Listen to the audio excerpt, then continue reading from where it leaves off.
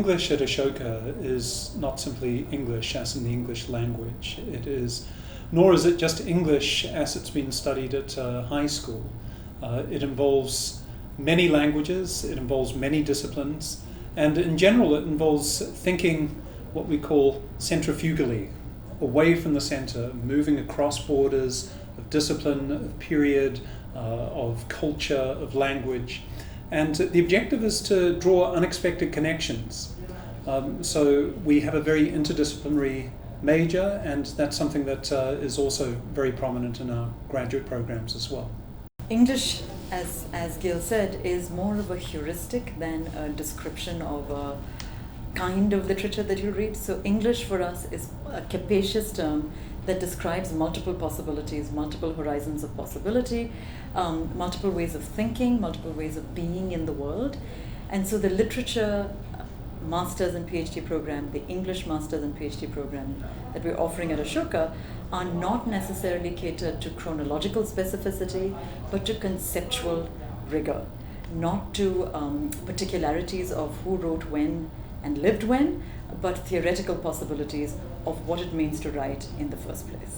The department now has very diverse range of people who work with Sufi poetry, Bhakti literature, Indian literature, post-colonial literature, queer and sexuality studies, and I think we are the big story. I think this kind of range that sort of spans across English, European, Indian literature is very, very hard to find, and it's an extremely nurturing department where students are sort of very lovingly and with great care taken through an entire period of incubation. There's a range of fields, critical theory, so there's a really interesting diversity of faculty, and we're trying to keep it up. And I think we have done a good job in recruiting a very good group of PhD students.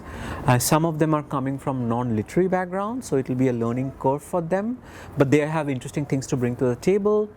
And now the culture is also to maybe get them slowly while they do their research, contribute to the classroom. They can be TAs, they can also be trained to be future professors.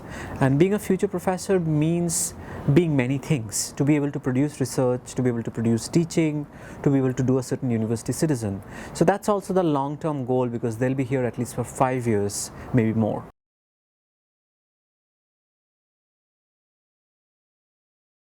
In terms of working with us as teachers, as faculty, students can expect that we will set a very high standard, I think, in terms of the standard of thinking, of writing. You're always going to be pushed to think a little better, a little more clearly, to make your reasoning clearer. But it's also, there's a lot of freedom, and I think that can be exhilarating. You'll be encouraged to think about whatever you find important. And there will be a lot of work with us. There's a kind of close relationship that we build with our students, which allows us to mentor students and allow them to build, to meet that standard that we're setting. I think Ashoka offers a graduate student something which is really missing out in other universities in India, which is a great interdisciplinary environment. Ashoka has strengths in not just English, but also in disciplines like history, psychology, political science.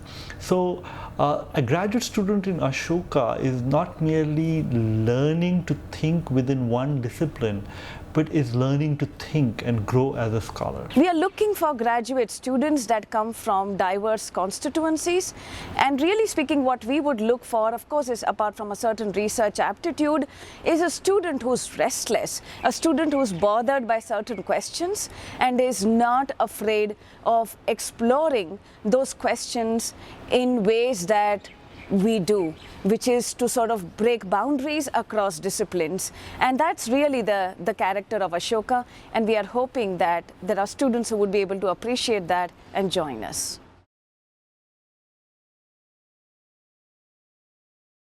So my home area is 19th century British literature and culture, Victorian literature mainly, but more broadly colonial discourse cutting across the centuries all the way up to contemporary Anglophone post-colonial literature and literary theory. My areas of intellectual interest are comparative Indian literatures, in particular Kashmiri, Hindi and Urdu literature. I also work in the fields of cinema studies and Sufism studies. I'm also interested more generally in the intellectual history of Islam in South Asia, as well as continental philosophy. I would be overjoyed if there are students who are comfortable reading in Indian languages, in Hindi, Gujarati, Marathi, Bengali, and who wish to work here on issues of translation, not only translating from a text, but also understanding what the cultural politics of translation is. So I'm actually hoping to have a very strong sort of dimension of, for want of a better word, of vernacularity that a student may bring to us. And that's the kind of student that I'm personally sort of looking for. I also work a lot on regions such as Gujarat, Sindh, Partition, and I work on Bollywood studies as well. So I'm a professor of medieval literature. I focus mainly on medieval and also some early modern women's writing. And I'm currently working on a book project about women's utopian writing, in which I argue for the vitality of women's writing about utopia in the pre-modern era.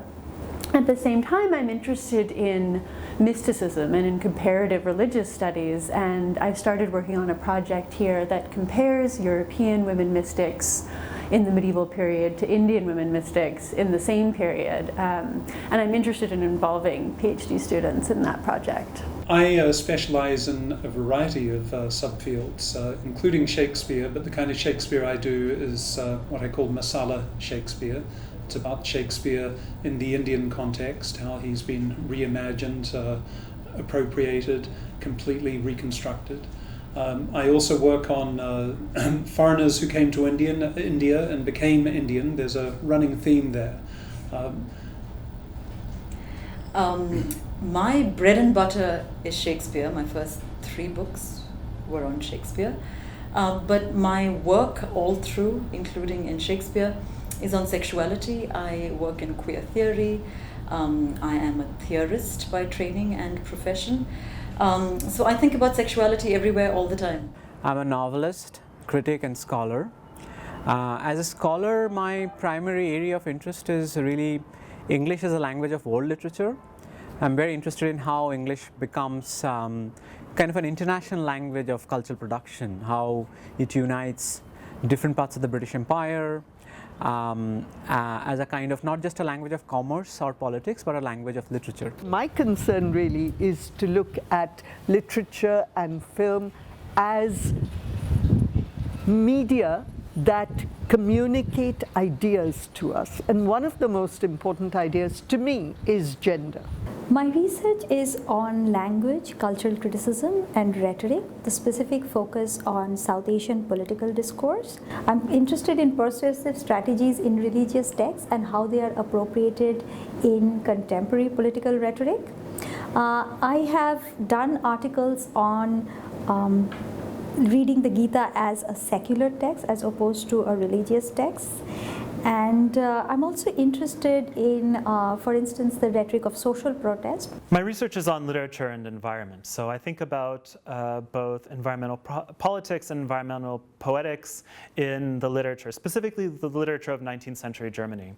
And 19th century Germany is interesting because of the rapid pace of urbanization and industrialization and the radical transformations that brought into the landscape within a generation, that the authors then think about and work into their literary texts. So I look not only at how nature is represented, and also how things like air pollution and water pollution and light pollution and so forth are represented, but what impact that has on the kinds of discourses that are taking place within the texts on poetics, on the status of art, etc. And so this is interesting not only because it gives us a glimpse into the relation between literature and environment, but also sheds light on the way that culture trains us in our perception of environmental problems. And it's also an important chapter in longer genealogies of contemporary environmental politics. I work in the digital humanities, which basically means that I use computers to look at books. So traditional scholarship, you're looking at 2, 3, 4, 5, maybe 10 books when you're doing a study. And what I do is I look at 1,000 books at the same time to see if there's any underlying patterns. What makes this research so exciting is that you're really at the cutting edge of what literary studies can do while still working with many of the methodologies that set literary studies apart from other disciplines.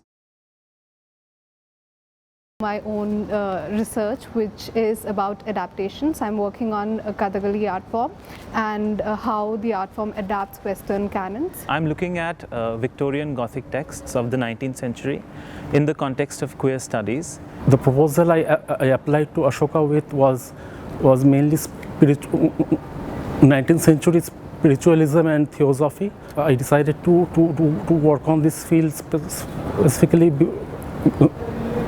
because of its historical and religious context and how it correlates with literature and also with philosophy. My research area is Bhakti studies. My research interest is in looking at inscriptions and writings of caste, specifically by Savarna writers.